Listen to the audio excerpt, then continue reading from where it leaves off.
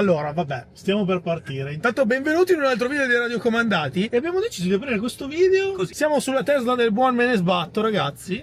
E dietro c'è anche quella... Ciao. Scongiuda.